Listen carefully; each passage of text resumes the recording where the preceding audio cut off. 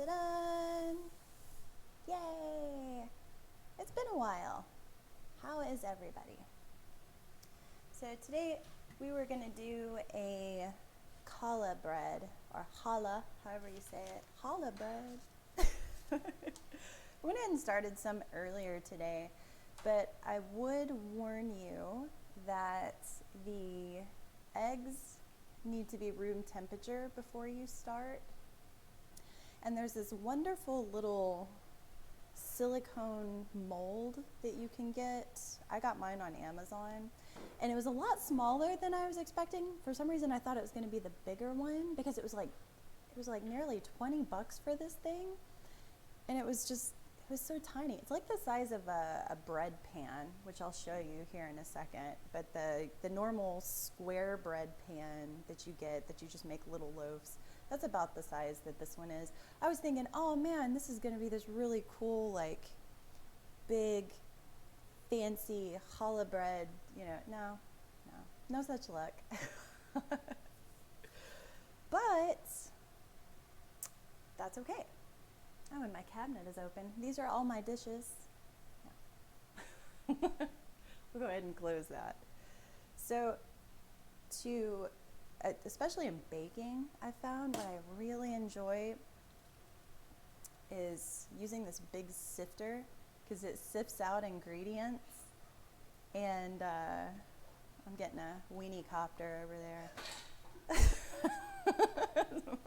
It's my lovely significant other over there, so just flapping in the breeze. But this is a really good sifter for all your different flours. However, I will say, if you're going to use almond flour in a sifter, be prepared to use some muscle, because it takes forever to get it through this tiny little metal mesh. You really, in a lot of keto style baking, fine almond flour is the best, and I'm using, I guess, a chunkier type of almond flour this morning. So I was struggling with it, so I went ahead and prepared it before we started everything. That way I wasn't over here like trying to talk to you like, dang it.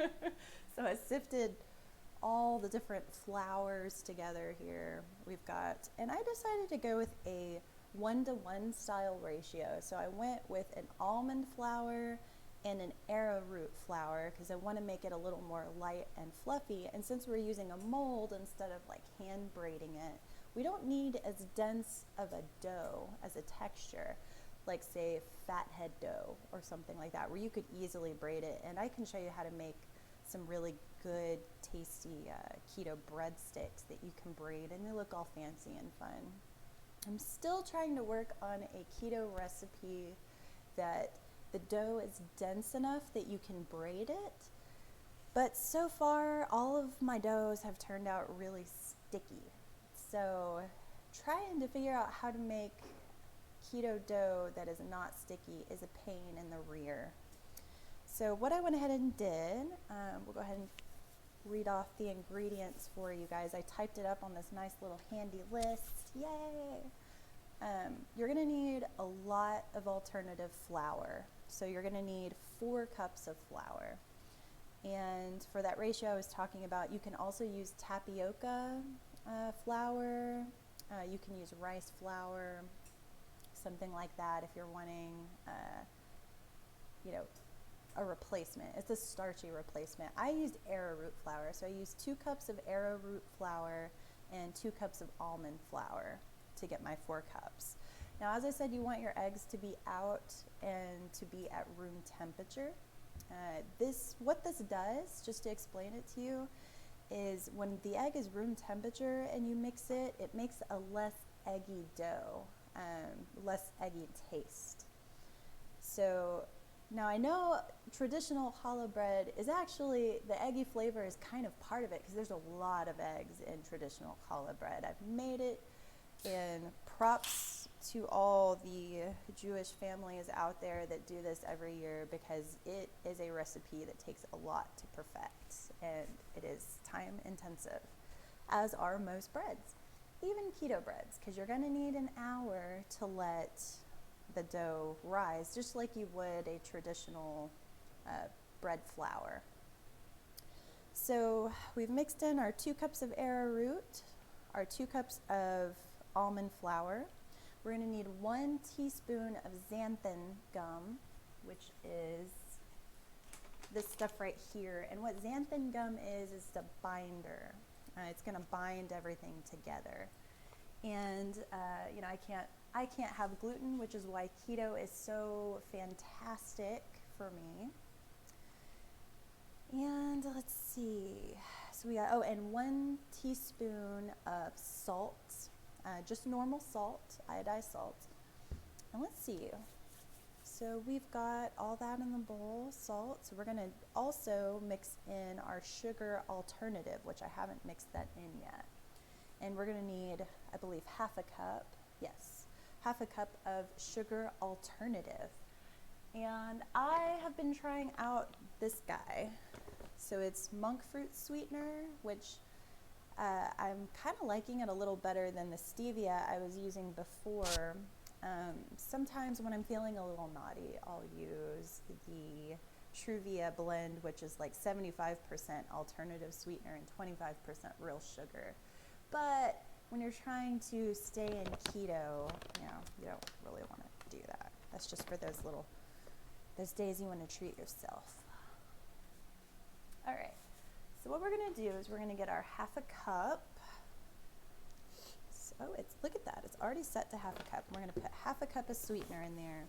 And since we're not weighing our ingredients today, which normally you want to weigh ingredients with baking, that is so important.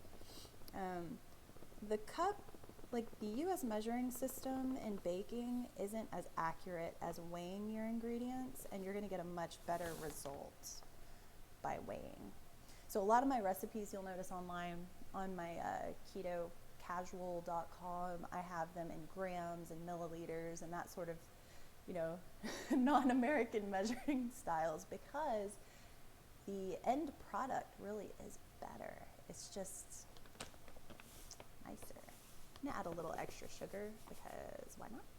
Now we're doing a little more of a savory challah. Like we could do, you can add things in the dough as well if you want to do keto dried cranberry, which actually doesn't take a lot. A lot of people think that dried fruit is like a thing of mystery that you can't do, but it's totally not true. It just takes 3 hours on low temperature, like I think 200 degrees, something like that, in the oven. And, you know, your artificial sweetener you add in there. So any of those Craisin fans out there like me that like it, well, you could do that instead and get your low sugar alternative. You just have to get fresh cranberries, which I think they should still be in the store. So what we're going to do is we're going to whisk this all together. And whisk it all together, all nicely, beautifully, lovely, until it starts to resemble all one color and blended everything through really well. And perfect. You get it? All whisked. So it's going to look like this. It's going to all look like one color, crumbly and beautiful and wonderful. And then what we're going to do, now you can't sub the real sugar on this next part. You just can't do it because yeast needs real sugar. I believe there's something else I was reading online that you can mix, and I know I've got it in up here. I got to remember what the name of it is. Is it? Oh, goodness, I don't know. It slipped my mind. Maybe it'll come back later. But there's something else you can use that will feed the yeast, but it's not going to affect your carb count. It's going to eat that sugar, and it's not going to show up when you eat it. So it's going to be low carb. Don't worry about that. It's just the chemical reaction between the yeast and the sugar to feed it and make it puff up nice and puffy. So our wonderful reactions are happening.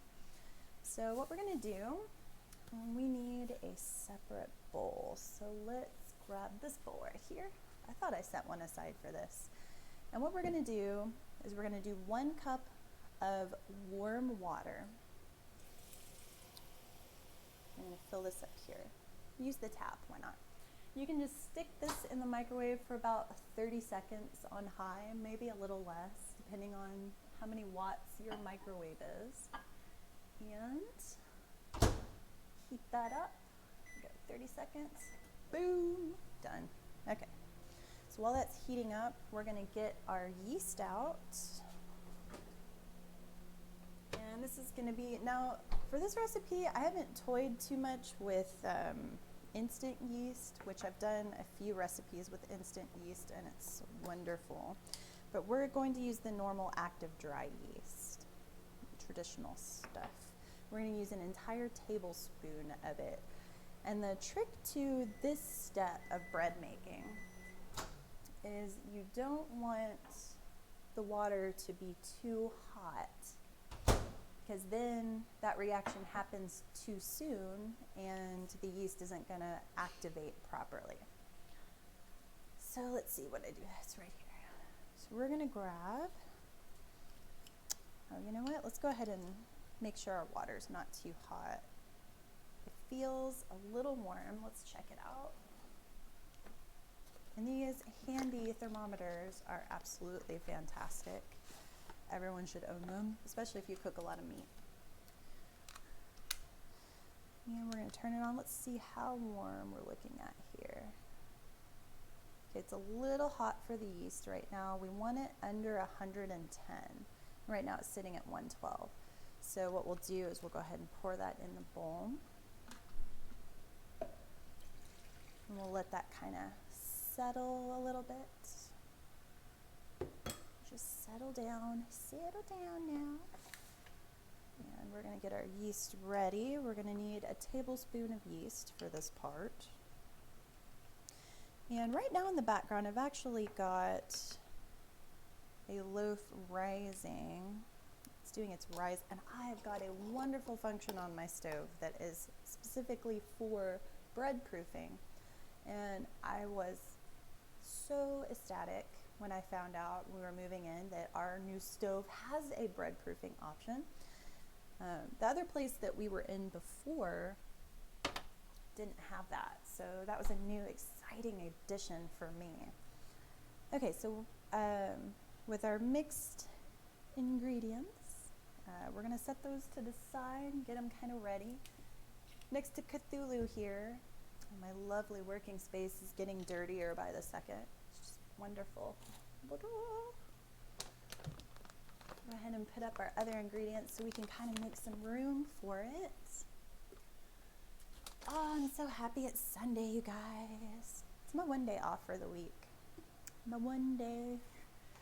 The rest of the week it's running fun company stuff and working about 70 hours a week and trying to constantly pull off weight and fighting the urge to eat constantly. Don't you just love winter? All right, so let's check this out again. Maybe it'll be cool enough. Yeah, okay. Now we can add in our yeast. So before we add in our yeast, let's go ahead and add in our sugar. We're gonna need a tablespoon of regular sugar.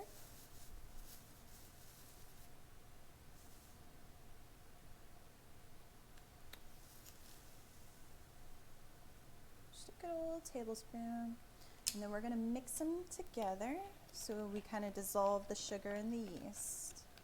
And these have to sit for about 8 to 10 minutes, something around there, to froth up nicely. Ew. And if you ever see what this stuff looks like before it gets frothy, it's a little it's kind of oogie. All right, let's see. Kitchen timer. Let's do 9 minutes. Why not? And start. Yeah, timer's good, sugar's good, yeast is good. Are we good on everything else? Yes. So, while all this is going on, we're going to go ahead and clean up our stations a little bit. Put up our sugar. This is for just a minute, and in just a minute, so we're going to leave that out.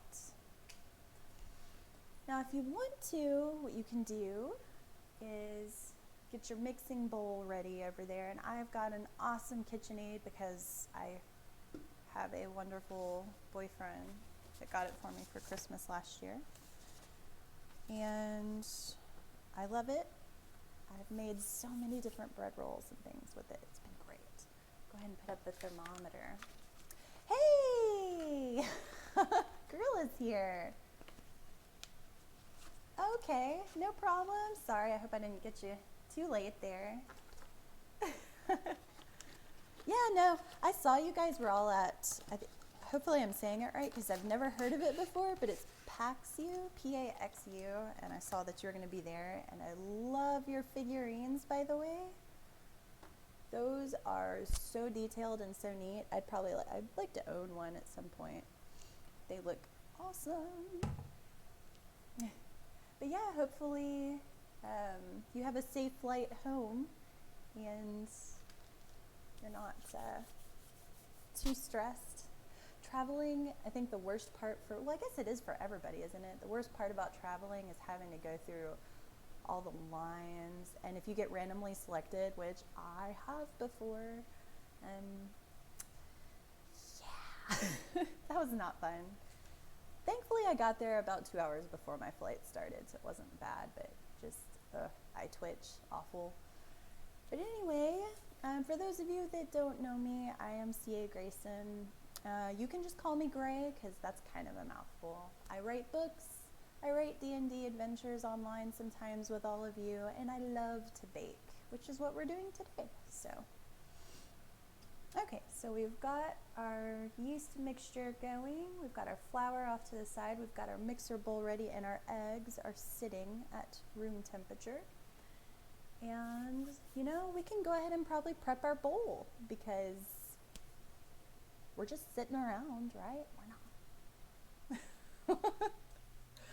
Okay, so we're gonna lock this guy in place. Boom! That was probably really loud, sorry. I should have probably locked that into place before we started, but whatever. Wake up! Ta-da! It stands for PAX Unplugged. Okay, conventions and usually video game conventions, but this version is focused on board games and RPGs. Oh, that is so cool! And I think it's in Philly, so that's crazy. I was actually born in Erie, which is just kind of north-ish to the west of that.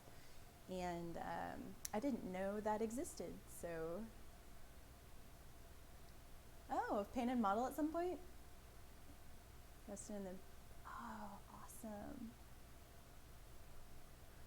Oh, you're so lucky. You get to go through all of that. That's fantastic. Okay, we're gonna go ahead and get our 4 eggs in here. So we've got 4 eggs. I'm quite sure I didn't mention that before. You're gonna need 4, and you're going to need a 5th egg for the egg wash at the end. So we're gonna do 4 of these guys. We're just gonna pop them in, ka-boom. There's 1. Here comes 2. Just make a big old eggshell mess on the side. I'm sure Matt would love that. Lots of messy messies. We got 3. And we're gonna get this last little guy. Oh, we found this restaurant last night. We were looking around for places to eat, and they had eggs, and it was called Pre-Birds, and I thought that is hysterically cute. So I'm gonna start calling my eggs that. They're Pre-Birds. So we'll burst our last pre-bird here. Pre-bird. We got it. Well, maybe. Let go. It's okay. Go into the light. All right, we've got our last one. I'm going to toss these guys over here. Potato! Potato's here. Hey, Potato. I think we might be able to get you painted model at some point. You're so lucky. Oh yeah, it's the bangs. Bangs. Dun, dun, dun. I had my hair shaved at one point for the summer. You can kind of see, maybe. But I'm starting to grow it out again. I did have it shaved for a little bit. Yeah, I got the poofy stuff going on today. This is all natural here. And I took a shower not that long ago, so the floof is in full force today.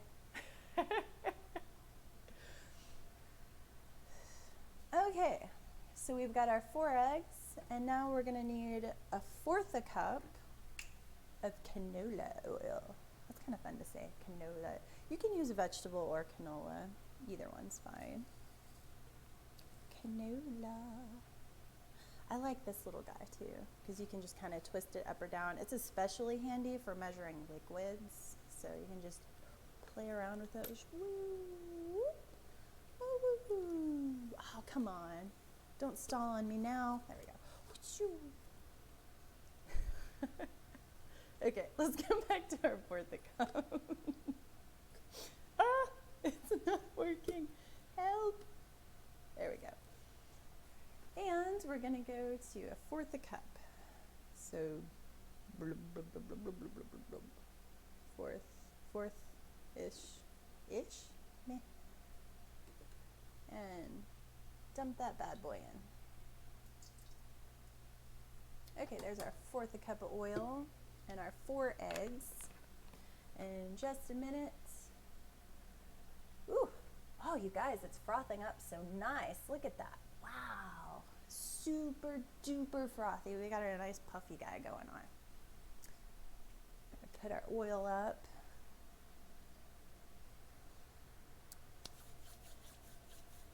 Yeah, so I was kind of wondering how Potato was doing.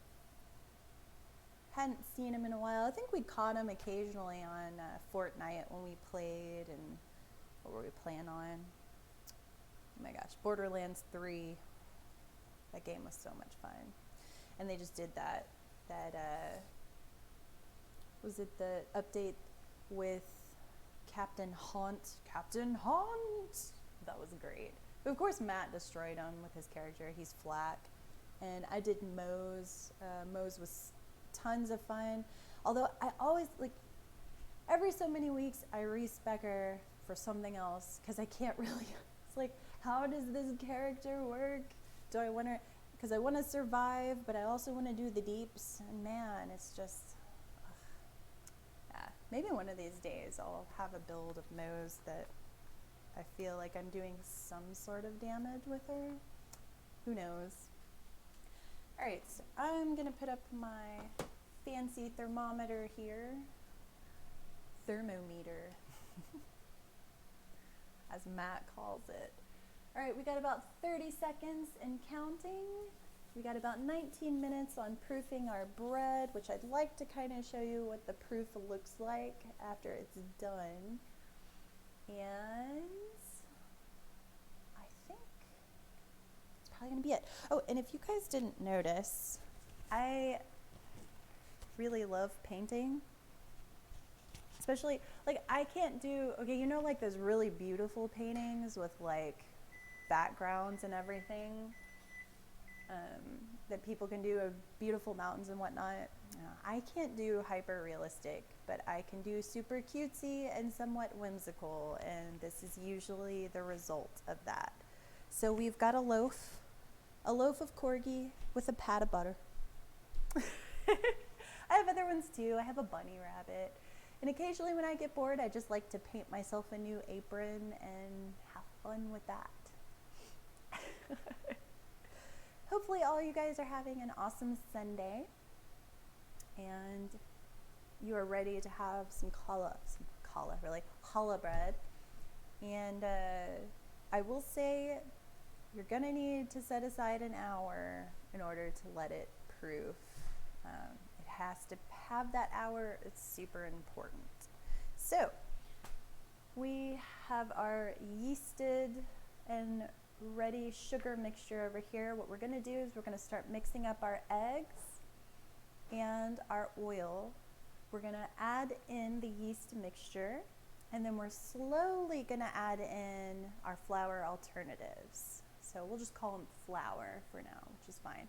You don't want to over mix this mixture because then it's gonna come out really dense and not rise as much as it should, and it's gonna be super oogy and gross. So let's not do that. Thank you. Yeah, I can't do, I've always wanted to do hyper realistic paintings, and every time I try, it just makes me giggle because they look like little characters. So I've always resigned to the fact that I'm just a cutesy painter, and it is what it is. Maybe one day when I have oodles of time, I'll be able to get better at realism. Okay, so I'm gonna go ahead, and it might get a little loud. I'm gonna go ahead and turn this on, and we're gonna mix our eggs. We're gonna put it on a medium-low speed, and I'm gonna take a look at this nice frothy mixture. Wow, look how frothy that got. It's like super frothy. We're gonna mix that in. Just let it slurp in there. Slurp, slurp, slurp. Lots of foams. And now while that's going, now you can see how much flour that is. It's a lot of flour, it's 4 cups, and it's gonna get super hyper sticky, but that's okay. We're gonna slowly mix it in, but we don't wanna overmix. Embrace your style. Thanks, Gorilla. All right, let me see if I can not turn my back too much to you guys, because we kind of go off screen a little bit. Okay. We're gonna slowly add in our mixture, about 1.5 cups at a time, to about 1 cup, and let it do its thing, and add a little more. Ooh, look at my arm flappies, you guys. Arm flappies. And a little bit more. Let it do its thing. Do its thing, do its thing. Mixing. I'm gonna add a little more.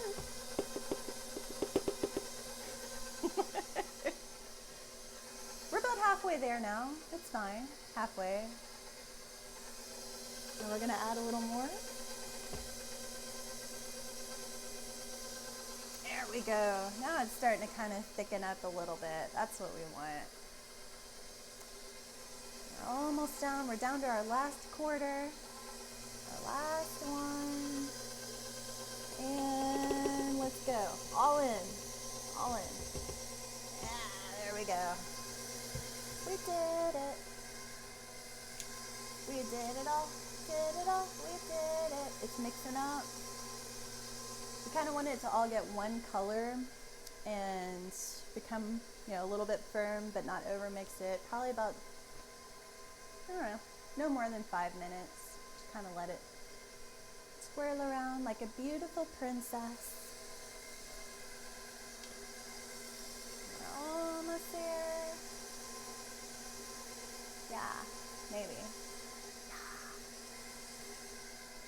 So the downside to bread making is if you're wanting it to be something fast, with most keto style breads, you're gonna have to make what's called a quick bread. And you can cook those in the microwave for like 90 seconds. They're fabulous. I have them on my Keto Casual website. So you can go in there, and I've got like a 90-second bread and a 90-second cake. If you're just wanting a quick bread for breakfast Sammys or something like that, they're all there, and they're great. Don't knock the 90-second bread. That's pretty tasty. All right, so we got a little almond flour on top of our mixer, so I'm gonna brush that down in there and make sure we get it nice and good so our dough isn't too sticky. We'll mix it just a little more. There we go, just a little bit more. Boy, that's some stubborn almond flour. It's just sticking to the paddle. It's like, I'm here, I'm not going anywhere, lady. I am way too dense to be brushed off like yesterday's garbage. Now we got it. Okay, I'll let this guy down and take a look at what we got. If it'll let me, maybe. Maybe not. Sometimes you gotta finagle it a little bit to where it'll let you come out of there. When the stars align and petals just won't come off. Okay. Come on, guy. There we go. Alright, so because of the xanthan gum that's in it, it's gonna be like sticky. It's gonna be like floopy. Gloopy? Gloopy. That's a good one. I like that. It's gloopy.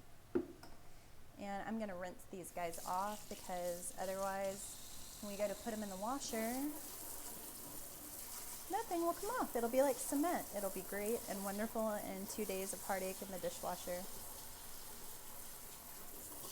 Listen to me complaining over dishwashers. People back in the day had it much worse.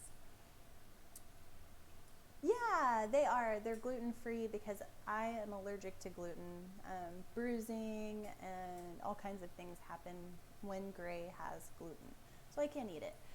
And I'm trying to stay keto friendly because I've got these last 17 pounds I've been trying to get off for really about a year now because I keep sabotaging myself and eating things I shouldn't be eating. Oh, it's so hard. But I've been working out about 4 to 5 days a week and trying to stay to that keto thing. But yeah, the keto bread, for a lot of breads I'm finding with keto bread, you want to have a ratio. You don't want to do just all almond unless you're doing like a fathead base, fathead dough base, which is like mozzarella, cream cheese, and almond flour, and egg. So that's a staple in a lot of keto-friendly homes. You're always going to find eggs. You're always going to find cream cheese and almond flour in everybody's house. And some of these ingredients for keto can get super expensive, especially the flours. But for a lot of breads and like choux pastries and that sort of thing that are keto friendly, which I do have a choux pastry recipe up on my Keto Casual, those are going to be a ratio of flour. So for this bread flour, we're doing a 1-to-1 ratio. We're doing 2 cups almond flour and we're doing 2 cups arrowroot flour, just to make it lighter and softer. Oh yeah, no, and if you ever have any questions, feel free to, I'm like constantly on Twitter all day, or Reddit, or any of those, and you can find me on both of them, and give me a shout, and I can tell you a bunch of different recipes and whatnot. And sorry to hear that you're stuck with the celiac disease like me. Yay, twinsies, in a not super happy fun way. But yeah, keto lifestyle kind of works for me right now. If I would adhere to it as strictly as I should. Just 2 breads. Yeah. Okay. So right now, my bread is proofing in there. And I'm going to have to show you guys what it looks like. And you can, don't get me wrong, you can try to braid this recipe. I have braided it before, and if you have the willpower, what you can do is you can keep adding flour to it. So like tapioca flour or the starchier flour, the stuff that's going to absorb liquid more. That's the one you're going to use to kind of get more of a dense texture to braid the bread. If you've got patience and enough parchment paper, you can do wonderful things. But as you can see, could you imagine trying to braid this? Yeah. So that's why I'm saying you can do it. It can be done. And if you dry it out with enough of the flour mixture, then you can, braid it, put it in there, and work with it. But what we're going to do now is, after you're completed with this step, and you've got everything mixed together and your yeast is all ready to go, mixed in the flours, then you're going to proof it. If you've got a proof setting in your oven, great. If not, what you can do is actually turn your oven to 200 degrees for about, I think, don't quote me, I might have to look this one up, but I think if you do it for like 30 seconds to a minute, and then you cut it off, that's very important, cut the oven off after you do that, then you can put your mixture in there and let it proof for an hour, and it needs to proof for that entire hour to rise enough. After that, you're going to take it out. You're going to preheat your oven to 350 degrees, and let's see, I'm trying to remember.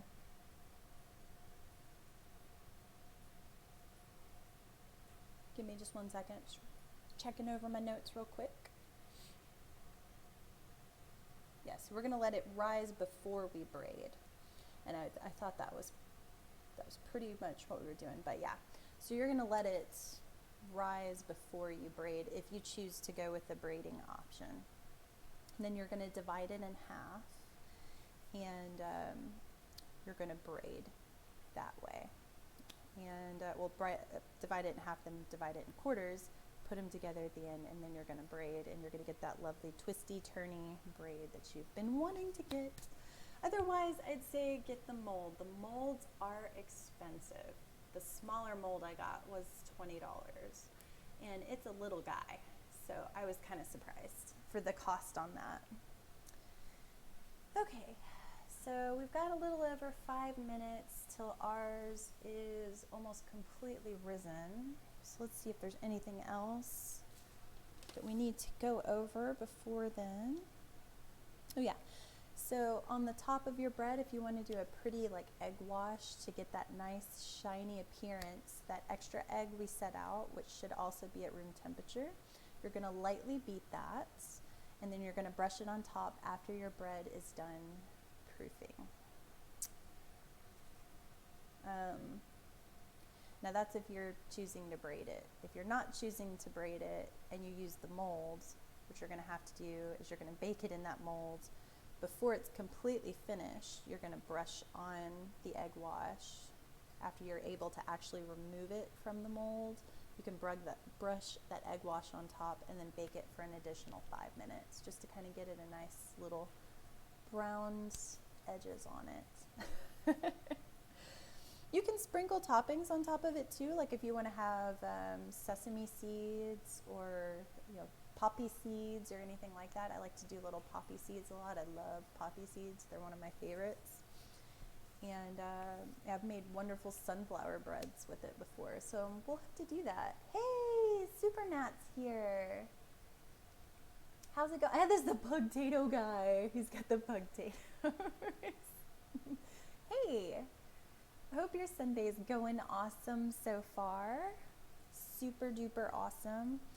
I was talking to them about the perils of braiding bread. Especially keto bread. Even normal bread can get a bit iffy, but at least there's some sort of texture to that. Womp womp. All right. So after we've braided the bread, we're going to put our desired topping on there. We're going to preheat the oven to 350, and then we're going to bake for 35 to 40 minutes until it starts to brown. So got to look at our notes over here just to make sure. I thought it was about 35 minutes, but wasn't sure. With any and every keto bread that you do, you have to allow it to, and really with any bread at all, it needs to completely cool before you cut into it. Otherwise, it's going to be like mush and awful and horrible and squishy and dense. So any bread that you make, keto included, you need to just be patient and let it sit. Okay, well thank you. Thanks for coming by, Gorilla. Have a great and safe flight, and hope There's little to no stress involved. Take care. Oh. Stream. Oh, thank you. Yeah. Is it Vipers Alpha? Thank you for following. Appreciate it. Appreciate you coming by and checking it out. All right. So just full time and full disclosure on this bread, it's going to take about an hour and 50 minutes in total to make from start to finish. And that's going to be your proof time and your cook time. And most breads that you're going to do, unless it's a quick bread, they're going to take about 30 to 40 minutes in the oven, keto or not. All right, we got 2 more minutes. We get our little egg guy going here. We can start our egg wash because we've got about 2 minutes to spare. I'm going to get out my little ramekins and our room temperature egg.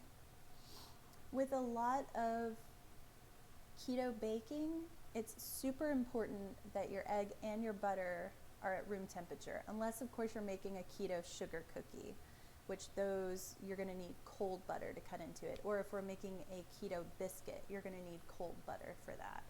But most of the time you're going to want to do that. Now if you're feeling fancy and you can afford to buy grass-fed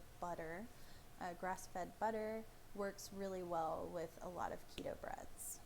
It just makes the end product taste much better. So let's go ahead and whisk up our egg guy here, and I've got, excuse me, Mr. Cthulhu, I just need to get over to my pastry brush here. Our lovely little pastry brush. And we're going to crack our egg for our egg wash. And you want to lightly beat your egg. Don't beat your egg too hard. He's really a nice guy. Okay. Here we go. So we're going to lightly, oh, listen to that sound. That's a fun sound. I like that. Okay. Just lightly beat him until they're kind of mixed through. He's going to look like a pale yellow. And you can also put a little water in there if you're wanting to do more of a wash to kind of lighten it up, which I usually do just a little dab of water in there with it and mix it up. There's our timer. Okay. Now, what we're going to do is we're going to take a look at our guys. And I had to mix some of the mixture up into a separate little guy. But like I was saying before, if you don't have the funds to get the challah bread mold, which yes, it'll make your life easier, but you can also use this recipe in a, just a normal bread pan, little guy. And he's already getting puffy, but I'll show you what I'm talking about here. So now that we're going to pull this guy out, we're going to preheat the oven to 350 degrees. So here we go. We're going to cut this off. We're going to bake at 350, which most ovens I think take about 15 to 20 minutes to get there. And we're going to take a look at our bread pan. Okay, don't let your towel touch the mixture, just like mine did. Apparently this rose way more than I thought it was going to. But this little mold here, I'm going to show you. It's a little guy like this. And you can see how our bread dough has risen.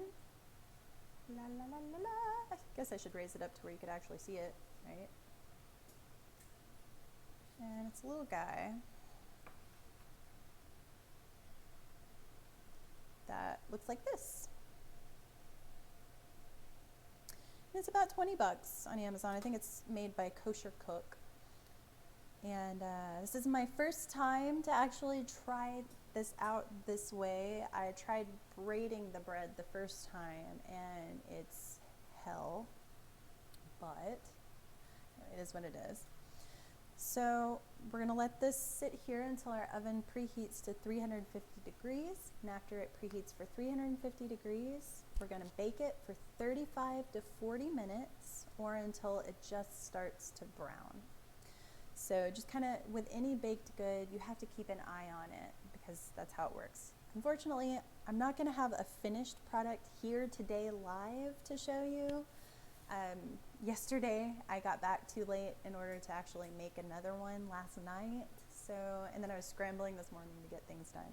But what I will do is once this is finished, I'll take a picture and post it on Twitter later and you guys can check it out. And probably Instagram as well. I really hate Instagram, but everybody with food seems to post on there. So we'll go ahead and do it, I guess. All right. So I hope you guys have enjoyed coming by today. And thank you so much for the new follower, Vipers Alpha. It's an interesting name. Never heard anything like that. Vipers. Thank you for joining me.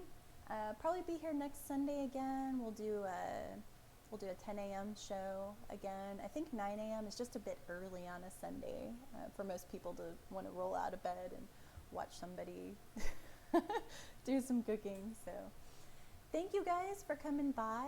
I hope you had a fun time. And remember, 350 for 35 to 40 minutes. Just keep an eye sharp on it. And have a wonderful and great day.